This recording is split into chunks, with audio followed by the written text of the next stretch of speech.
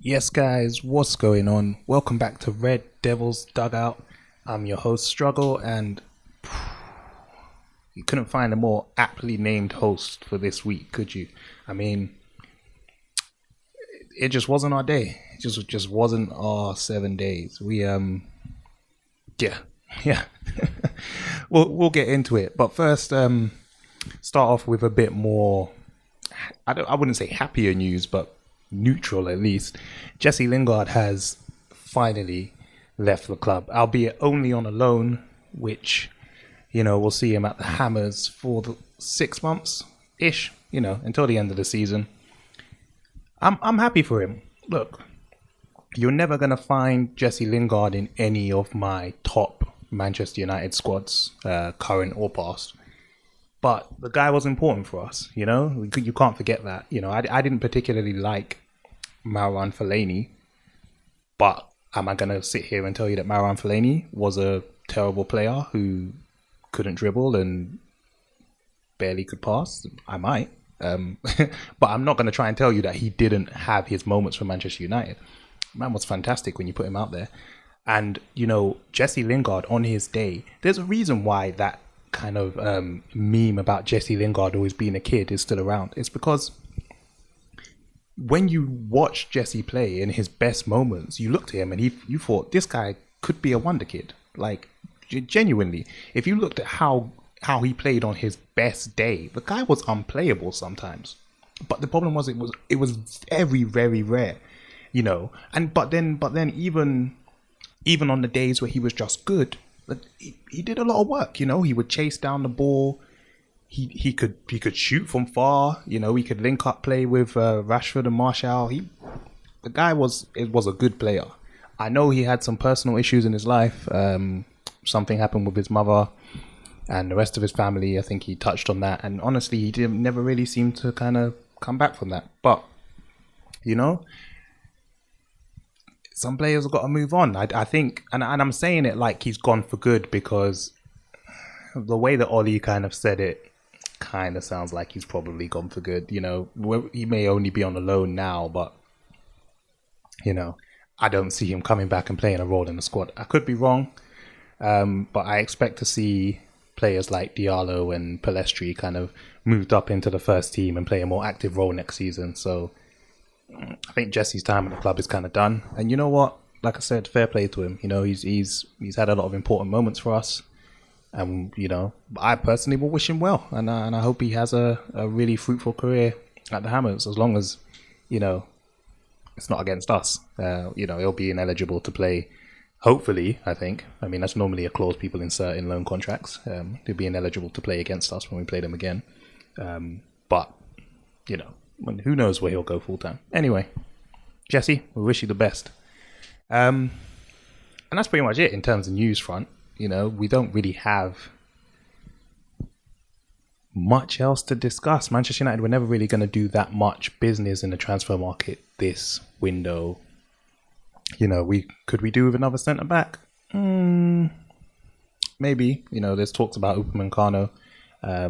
I don't think we'll get him. I think he's going to Bayern, and I think we'll have to wait until summer to find out. I mean, it's literally it's the last day of the transfer window today. I think could be tomorrow. Sometimes they don't like to end it on Sundays, but it is the last day of January. And yeah, we'll see. I mean, I think the squad, in terms of coverage for key areas, is probably okay. We're a little short at right back. Only really got Aaron Wan-Bissaka who can play there. You can put Twanzebe there, maybe, if you're feeling generous. We'll never put Bailly there ever again after the PSG game. Right wing again, we've got Diallo, hasn't played a first team game. I know he scored for the under 23s, which, is good. Hopefully it'll speed up his transition into the first team. But in terms of everything else, we've been playing Pogba there for bits, and I don't hate it. I don't love it, but I don't hate it. But yeah, squad depth is what it is. January window is difficult to navigate. We're not going to find a Bruno Fernandes every year, so here we are. This is our team, and that team did not perform as good as it could have this week. Yeah, let's just or let's say last week. I'm recording this on the Sunday, but it'll come out on the Monday. So it was kind of disappointing. Let's address the elephant in the room. Let's go straight to tackle the heart of the matter. Regardless of any player's performance on the pitch, you should never bring their ethnicity or their color of the skin or the color of their skin into question. It's abhorrent. It's racist. I don't understand how players can look at these people and feel as though it's valid comments to make. Social media has a lot to answer for in terms of being, they feel as though they're kind of untouchable or anonymous or whatever it is, but it's just stupid. And because it's stupid, I'm not going to pay it anywhere near as much attention as I should have. If you don't understand why it's stupid or why it's silly and why it's a terrible thing to call somebody out for the color of their skin because they've had a bad performance playing football, I don't have anything to say to you. And for those of us who, don't agree with it and we don't understand why they're doing it, well, you're not supposed to understand, because if you understood, then it would make sense to you, and it's not supposed to make sense. These people are stupid. I'm just going to leave it there, But yeah, so on to the results. We played 2 games. A 2-1 defeat to Sheffield United, which was ain't that something? And then a 0-0 draw to Arsenal at the Emirates. And look, I gotta be honest, I kind of expected 6 points for those games. At a minimum, I expected 4. To walk away with 1, it kind of stings. I'm not gonna lie, it kind of stings. Yeah, look, the Sheffield United game was unfortunate. It was really unfortunate. I'm trying to remember, how exactly did their first goal go in? I'm genuinely gonna have to go and watch this back. I don't remember how our first goal went in. I am all caught up. It couldn't. Do you know what it was? Yeah, I watched the game, but I watched most of the game. I won't lie. Towards the end, after Sheffield United scored their second goal, I looked down. I was watching, and the goal went in, and I just went, that's enough of that. Because I just knew. I've sat here so many times. Well, I say so many times. The channel has been running that long. I've sat here a number of times, yeah, and I've said we need a specialist corner coach. You know why? Because we are terrible at defending corners. Absolutely terrible. And to be fair, you can throw in attacking corners as well, because we haven't scored from anywhere near as many corners as we should have. Which is funny because of how the equaliser came about. Maguire finally got his head on a ball and put it in the direction of the goal. Surprise, surprise, it led to a goal. Yeah. It just baffles me, completely baffles me, because when you look at how many goals we've conceded from a set piece, yeah, you would identify it as an area of weakness for Manchester United. If I took 11 random players and had to play Manchester United, I would say to them, play for the set pieces, go down as often as possible, blast the ball at the goal and hope for a corner, because once we have a corner or a set piece, then they're fallible.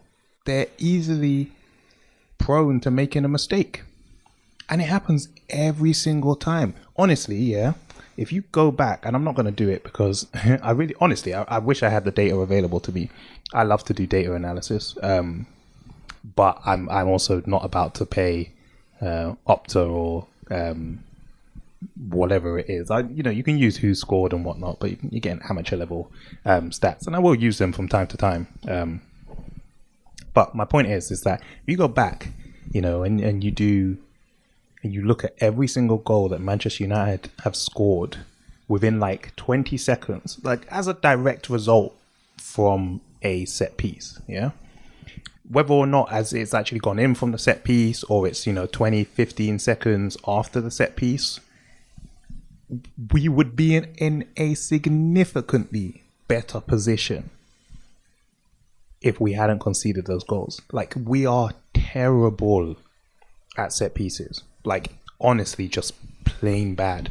And this has been going on for a while, and I don't know what it is, but I almost suspect it's kind of exactly the same symptom of why we struggle to score as freely as we could. I think it's a mentality thing. I think there are some people who kind of just enforce themselves on corners, and unfortunately in this case, David De Gea was not one of those people. Now look, David De Gea has had some pretty bad times in recent years, especially in comparison to the times that came before. When David De Gea first joined the club, he looked shaky, and honestly, this kind of looks like the same David De Gea. He's been much better in recent weeks, much better, but he never used to do stuff like this. He wouldn't. He was like a 7.5 out of 10 keeper like every other week, and then there were certain times where you'd get just 10 out of 10 performances from him. And the issue now is sometimes he just looks like he's forgotten how to be a goalkeeper. For me, I don't understand how he's come out there. Look, I'm not a goalkeeper coach. I know that we teach goalkeepers to punch the ball a lot of the time instead of catching it. And I'm fine with that, as long as that punch is decent.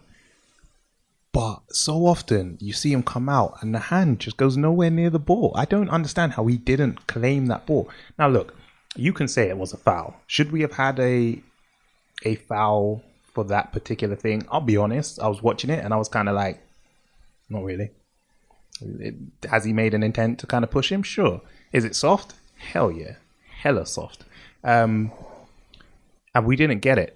The only reason that annoys me, the only reason I'm even bringing up the foul, is because then on a similar play later on in the game on the other box, we got a judge to push them. And I was kind of like, well, make up your mind, ref. Like, which is it? Is it too soft to give a foul in the box, or is it not soft? Because it wasn't even as if, it was going for the opposite team and you would have given a penalty. You just could have been like, all right, cool, foul, going this way. And to me, it's a disparity between the two. I didn't like that. But David De Gea has to do better. And, his defenders have to protect him better. If you know your goalkeeper is going to get crowded out at a corner. And look, it's Sheffield United. We're not surprised about what it is they did. Then you have to make sure you give him the protection he needs. But also, sometimes, maybe you just, I don't know. Maybe you just stay home. I don't understand why we haven't put people on the post. I'll be honest. For me, that's like corner 101. Like, if you remove people from the posts at a corner, then you're saying to me, I know better. Like, I've got something better to do here. Like, I don't know. Maybe you're going to keep 3 of your strikers forward. You're taking 2 people off the posts and you're putting them somewhere else. You're leaving your goalkeeper in the net and you're saying, right, strikers stay forward, because what's going to happen is we're going to head this ball out and then we're going to hit them on a counter-attack. It's high risk, high reward. If you're not looking to hit them on a counter-attack, and I'm not saying that we're not, I'm just saying that we rarely manage to, execute that situation, put somebody on the post. Just do it. I think there's a number of times that having somebody on the post would have saved us from conceding a goal as well. And when you're terrible at corners, as far as I'm concerned, put 11 man on the line. Do you know what I mean? Like, put as many people between the ball and the goal as possible, and 2 people on the post would have solved that. But it was a bad goal to concede. But honestly, it just detracts from the real problem. Like, we have an issue defending. But more importantly, we have an issue attacking, and that's kind of the problem. Now, look, people are going to talk about Martial a lot, and I have been one of the biggest supporters of Martial. Do I think that Martial has been good this season? No, I don't. Has he played well in a couple of games? Yeah, sure. Look, I think everybody gets a little too hung up on the stats. Yeah, I don't have a hard and fast rule for this, but I think there's a time when you can rely on the stats and there's a time when you can't. So, people used to look at Martial and they used to be like, oh, well, he hasn't scored, blah, blah, blah. And I'd always be able to say, right, well, Martial has one of the best goals to games ratio or minutes to goal ratio in the squad. This guy is every time this guy gets opportunities, he provides a goal contribution. And the stats were there to back it up. When you look at players like Roberto Firmino, who doesn't really score that often, a lot of people say, oh, well, he's fantastic. He does this and he does that. But after you've played a certain amount of games, you just have to say, brother, you're a striker and you haven't scored. Like, that's the be all and end all. You need to be scoring goals if you're playing up front. If you haven't scored goals, like, unless you're laying on like 20 assists a season, it's a very hard justification, because like when you look at the players alongside Roberto Firmino, you look at Salah and Mane, they're quality players. They can score for themselves. Does Firmino help link them up? Sure, every so often, but their ability does not detract from whoever's playing through the middle. I'll be honest. If anything, having a bigger goal threat through the middle would probably, raise their game to a higher level, because it wouldn't be the focus of the defenders, like, primarily. If you have to choose between Firmino, Salah and Mane, and you have to leave one of them free, you're leaving Firmino free, because the other two are going to punish you. Or even though I don't rate Mane, and I'll be honest, I don't really rate Salah either. Partially just because I've watched him play a lot, and partially because I've captained this guy since he started blanking every week for my fantasy football team, and this guy's got me like a grand total of like 12 points over like 6 games, which is pathetic, absolutely pathetic. But anyway, and plus he's a Liverpool player. I'm a Man United supporter. What do you want from me? So back to Martial, you have to look at him and you go,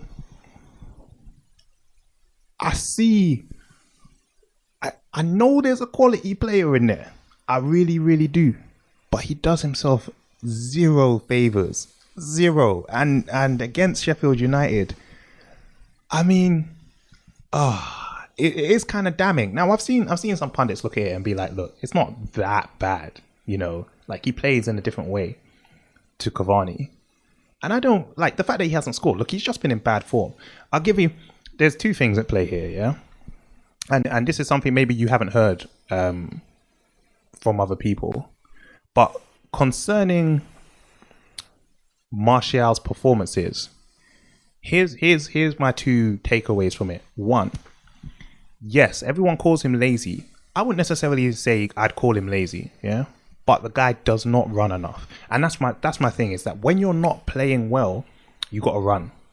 You've just got to be as energetic as possible, because you know that, like, the finesse, the ability, the technical skills that you're relying on are not quite coming off, and you have to compensate for that by just giving 110%. You got to be Fred out here, just sliding, chasing down people, just gunning for that ball. You want it at your feet, and you're just, that's why you hear it all the time with pundits. They say, oh, just put your foot through it. You know what they mean by that? They're saying, don't think about it too much, just blast it at the net. Just blast it and just put your foot through it. So that's number one. Number two, I have no reason or no justification for why Ollie keeps playing him. Like, I love Martial, but if he wasn't performing as inconsistently as he's been, as inconsistent as he's been, I don't understand why Ollie keeps putting him in the team. Like, especially when Cavani's there. Even a Garlo, to be fair. Like, at a certain point in time, you need to take your man out the firing line and just be like, look, you're going for a rough patch. Sit down, yeah? I'll call on you when I need you, yeah? We're going to ease you back into this. You're going to play the end of 20 minutes of, half an hour of a couple of games, whenever we need you. Rashford's going to play off the left, Cavani up front, whoever on the right, because you know what our right's like. And then we're just gonna ease you back into this, yeah. We're gonna get you back to a point where you're firing free. You are number one striker for me, but you can only be number one striker for me when you're scoring goals. I don't think that's rude. I don't think that's harsh. I think that's common sense. And for me, Ollie has to take the blame for that, because I don't think there's any self-respecting Manchester United fan that's gonna look at Martial versus Cavani and be like, yeah, let's choose Martial for this game. Like, at the moment, there's no justification for playing him, and that's his fault. That's on him. And now I'm not writing him off. I'm not saying, oh, we need to sell him, he needs to go, blah, blah, blah. I do have my own opinions on that, and I do genuinely think that he does need to adapt his play style. There's no way he's getting into the French squad playing the way he's playing now. And I'm not even talking about goal contributions. I'm just talking about the way he's playing.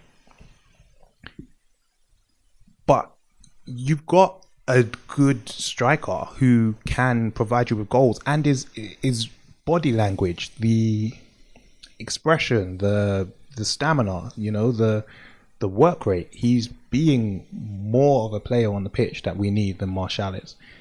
And for me, Ollie has to take a bit of blame there, because he has to say, you're not performing well enough. You need to sit down. And I think he needs to do it for everybody's benefit, for Manchester United's benefit, for Martial's benefit, for Cavani's benefit, for the players playing around him, for Rashford's benefit. Just needs to take a seat for a little while. Now, it was good to see him not start in the Arsenal game. He ended up having to come on afterwards anyway. I don't think he did badly. I just don't think our team did very well regardless. But those are my thoughts on Martial anyway. Overall, the guy, we do need to see more from the guy. It's never in question. It's self-explanatory. But does he have a future at the club? Of course he does. Let's not be silly here. Martial's done some fantastic things for us. He was our top goal scorer last season. And yeah, you can say joint top goal scorer, but go back and check how many penalties Rashford scored as opposed to Martial. Yeah. Like I've said before, if Martial had taken all the penalties last season, he would have finished Golden Boot. Simple as. But you understand there's a problem with Martial, because if the way that he was playing and his style of football was sustainable, he wouldn't be struggling so much this season. But here's the thing, is that I actually think that Martial's lack of goals is a symptom of a wider problem for United, which I'll touch on. But my point is that we do need to see more from him. I actually think if he goes to another team, he'll thrive. He'll thrive a lot, because they'll play in a way that suits him. And I just think Manchester United are not playing in a way that suits Martial at the moment. But anyway, I want to touch on another player who's obviously received a lot of abuse, and that's Tuanzebe. And this is going to be real freaking quick, because I don't know what everybody's chatting about. Everybody's going mad over Tuanzebe. I genuinely don't think he had that bad a game. Did he contribute slightly to the goal? Sure. Came off his knee. Has every good or bad defender had a moment where the ball's deflected off them and gone into the back of the goal? Most of them have. Some of them have even scored own goals. I don't understand what people want from Tuanzebe there. Do we know that Tuanzebe is a quality defender? Yes, because we've seen him pocket Mbappe in the Champions League. Now, if you're telling me a guy can pocket Mbappe, but he's not a good enough defender. Like, when was the last time Phil Jones pocketed Mbappe? Like, we don't let Phil Jones play because we know Phil Jones isn't good enough. Do you see what I mean? Like, that's not the case with Tuanzebe. He's not being given enough opportunities in the squad. And I'm not saying that he should be given more opportunities. I'm just saying that, he hasn't played as often as he probably would have liked.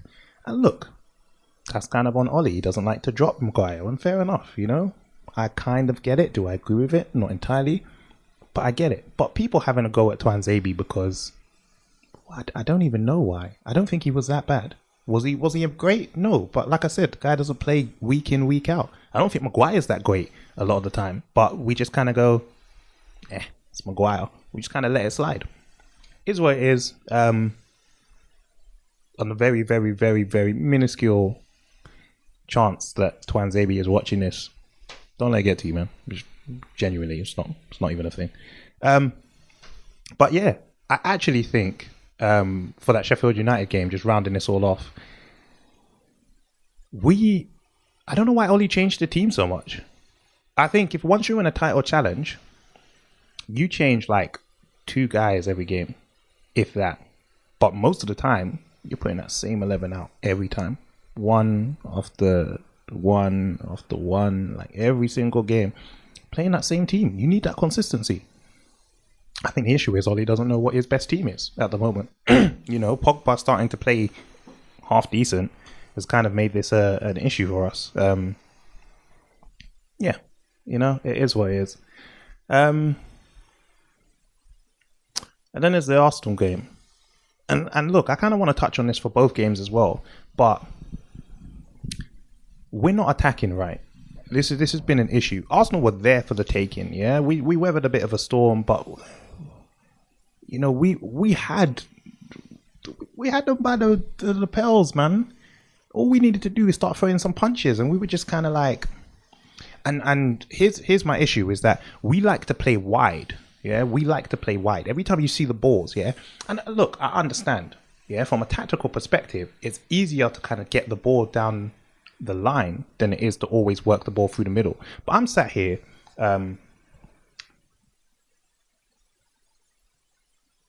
still 1-1. I'm sat here with the Leicester Leeds game on in the background.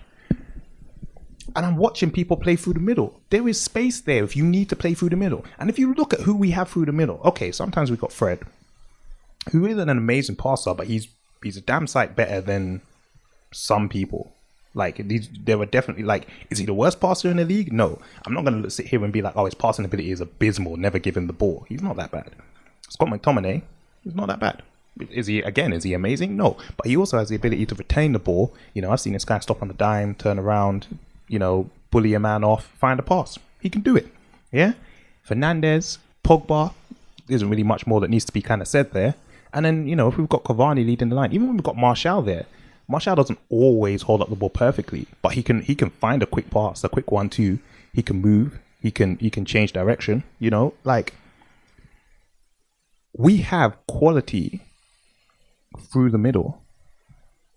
Out wide, we've either got Martial or Rashford on the left, whoever it is, and then we've got Wan-Bissaka and Pogba recently, or whoever, Greenwood on the right.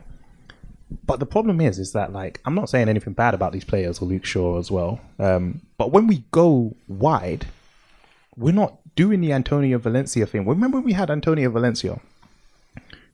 And he was always like the only one on that right-hand side. Like, you would switch it to him and it would just kind of be him. And he would just drop his shoulder, run as fast as possible, and then just loft one in. There's no wing. When was the last time you saw proper wing play, yeah, where we actually wanted to cross the ball in? Like, you see it a couple of times. But, like, and again, I know a lot of those Valencia crosses were just hitting hopes. Yeah, I'm not saying that that's what we want. But my point is that we're forcing the ball wide, and all of our players are ending up wide, but there's nobody in the box to get on these crosses anyway. But it never gets to that point because the wide players want to move inside, but there's no one to move inside to. Fernandes, yeah, and this is what irks me so badly. Fernandes likes to drop so far. He comes so far back because he can't get on the ball, because we don't progress it. And then there's never anybody there. Like, if you go back and watch some of our games, yeah, and you'll see like just a massive circle, and in the middle of the pitch, nothing. There's not a United. You could draw like a 25-meter circle, and there's nobody in it. And like, it's going to be so difficult to attack when we don't even have a good out and out right winger. And our wing backs aren't exactly the most attacking. I'm sorry, I'm still not sold on Luke Shaw. And we kind of know what Wan-Bissaka's about. And I'm not saying that he's bad, but he's not Antonio Valencia. And that's not even like the highest praise I could give him. Do you know what I mean? Like, it's a really, there doesn't seem to be any kind of attacking strategy. we lack that sense of attacking cohesion. It's just not there. Honestly, like we put a bunch of quality players on the pitch and then we just kind of hope that one of them has a quality moment. And I'm like,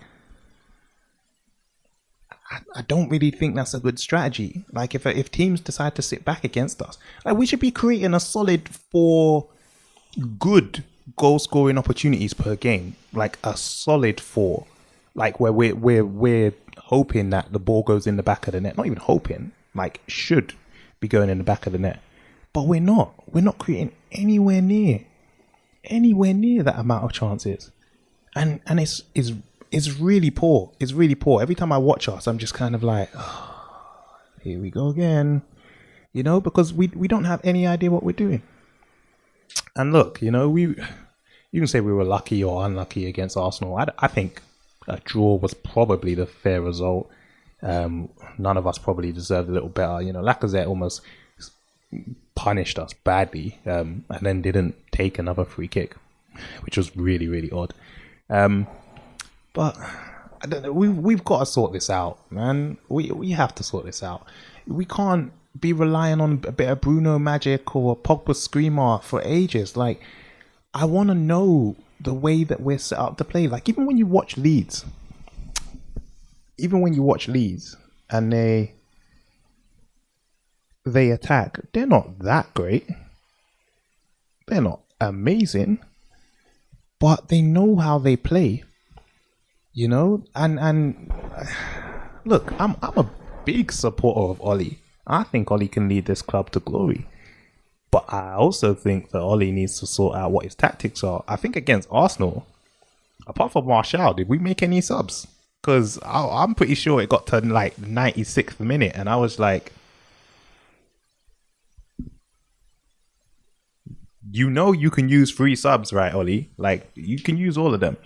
So I love Ollie. It's frustrating. It's the same way I love Martial, but then sometimes I'm just there and I'm just like, come on, bro. Like, you're not doing yourself any favors. Like, you can't be sending teams out week in, week out and just not having any attacking cohesion. You have to be able to have a way to play. And we don't. Like, we don't favor the left-hand side or the middle or the right-hand side. Like, our goals are just kind of fortunate, if I'm honest. And this has been going on for a while, because this is why people kept complaining about our penalties. Now, the only reason I didn't have an issue with the penalty thing is because penalties are a symptom of our attacking intent. And this is why I'd always also as well put a big tick in Martial's box, because Martial was great at winning penalties. His footwork and his ability to dribble past the guy gave us that threat in the box that people didn't know exactly what was going to happen to him, and they didn't know how to deal with that. They really didn't, and that's why he won the vast majority of the penalties that we ended up getting the last season. And he's even won a couple this season. Now, that's great, but the penalties are starting to dry up, and that's because we're not even getting in the box. Like, it's poor. Sometimes when a player smashes a ball across the face of the goal, there's nobody in there. Other times, when the ball goes long or over the top, then nobody's chasing to come with the man who's received the ball. Like, it honestly just seems like our players are not on the same wavelength, and it's really difficult to sit here and kind of be like, yeah, I'm positive about our title challenge hopes. I said to myself, if we beat Liverpool, not in the cup, in the oh yeah, I forgot, I missed a week, didn't I? I haven't even spoken about half of them. Forget it. We'll just pretend like it never happened. Leeds are ahead, and I think Bamford just scored. And of course, after I take Bamford out of my fantasy football team this week, he gets a goal and an assist. I honestly hate fantasy football. I hate it so much. What was I going to say? I can't even remember what I was going to say now. Damn it, Bamford. Let's see if this goal was any good. It was kind of good. It was kind of good. I can't lie. It was kind of good. Yeah. All right. Well, at least somebody's not getting some Leicester defensive points. Yeah. We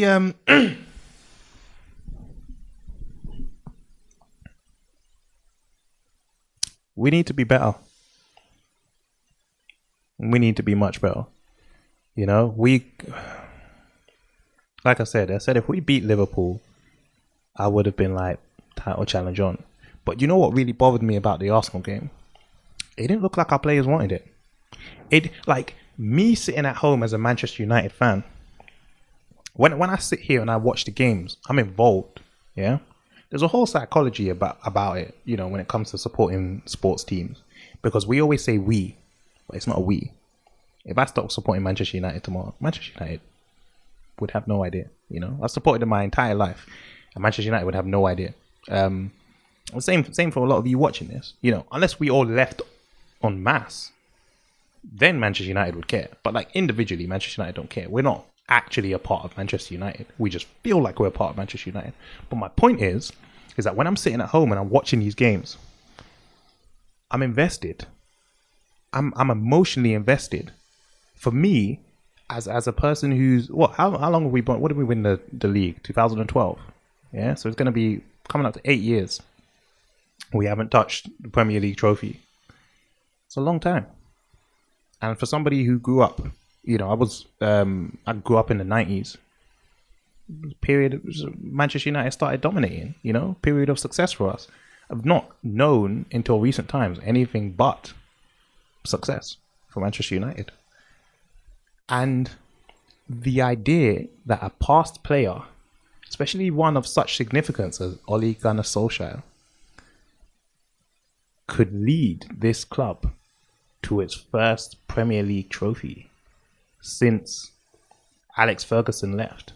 One of the greatest managers, no, the greatest manager of all time, and that's Sir Alex Ferguson. Put some respect on it.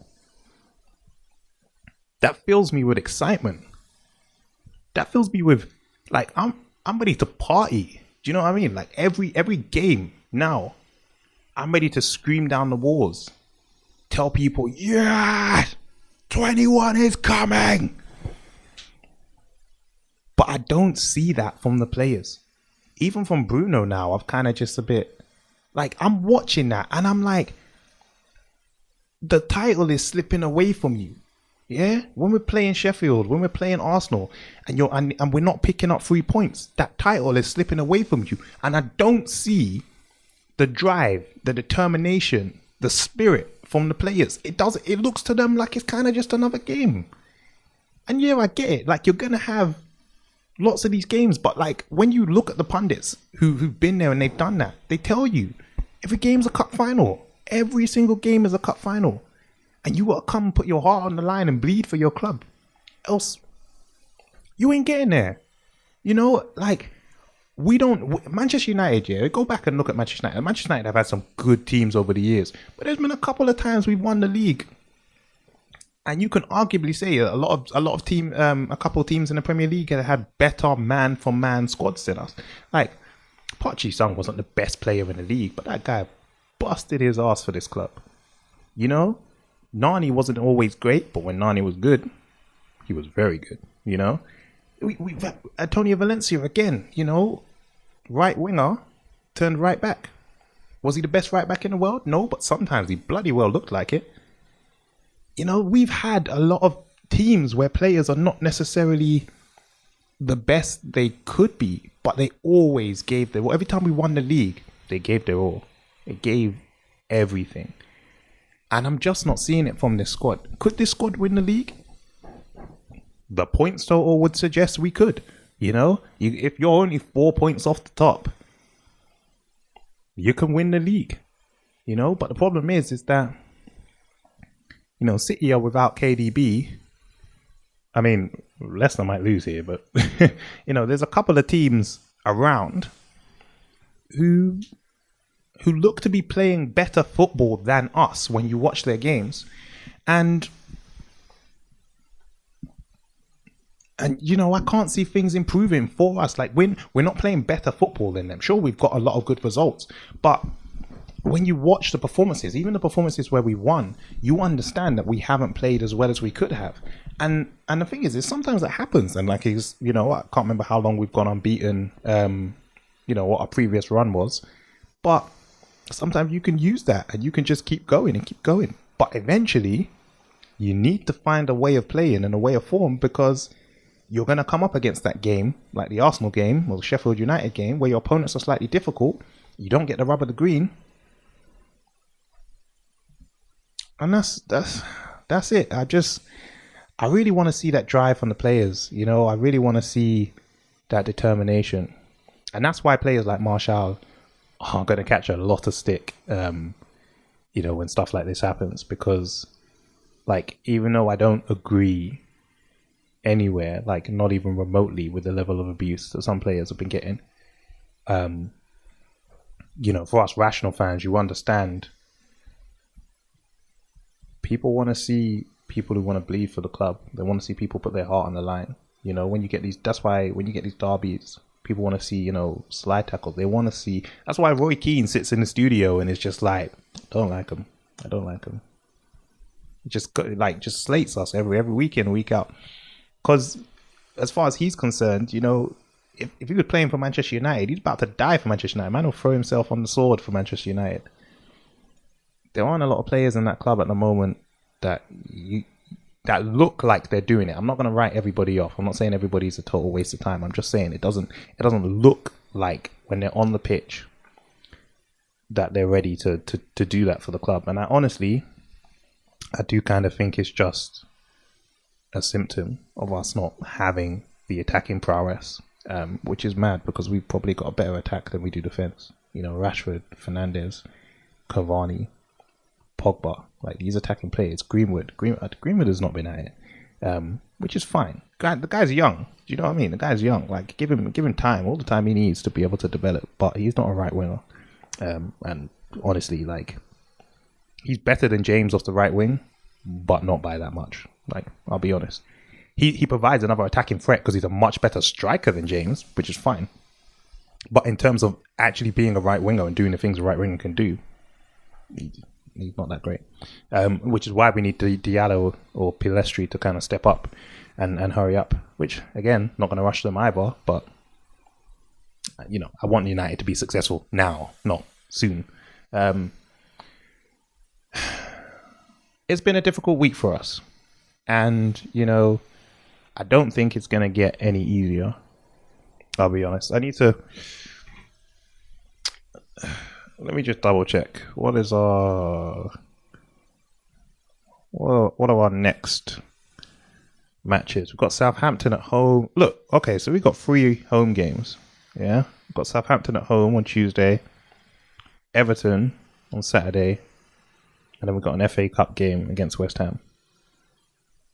So look, we got to pick up points. The FA Cup may provide us with an opportunity to walk away with some silverware this year. It's a cup competition though, and I'll be honest, considering our form in the league, I'm wondering if United can show up every single game. You're only going to get one shot at this. You can't keep leaving it late. You can't keep the fact that we've come back from being a goal down so many games. It's like, yeah, look, United have that resolve. On one hand, on the other hand, you've gone down and conceded in so many games. Like, if you never went down, that's a much better stat. And then my point is that the reason that we keep conceding is this lack of concentration, this lack of... Yeah, it's just really bad. Go back and watch that second Sheffield United goal that we conceded. And honestly, as a United fan, you're just sat there and you're just like, oh my goodness, what is going on? But yeah, look, I'm going to wrap it up. There's not that much to be said, really. It's been a poor week. I think, will we get a result against Southampton? I think we should. They'll be difficult, though. Danny Ings has a habit of popping up when you don't need him to. And I don't really rate Walcott, but I do think Luke Shaw is fallible and against fast players. So... could be a tough one. And as for Everton, well, they've got James back. Digne. But didn't they lose their last game? I'm sure they just lost their last game.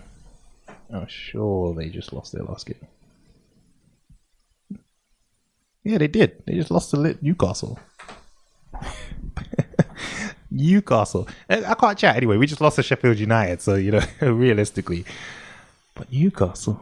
Anyway, yeah. I'm surprised Steve Bruce is still in a job. I'll be honest now, but that's probably prolonged his suffering a little longer. Yeah. Look, we need to get better. The team needs to find some consistency, some form. I think. By the way, I think bringing Lindelof back into the team, or even Twanzebe, to be fair, I think Bailly should play as much as possible until he wears himself out.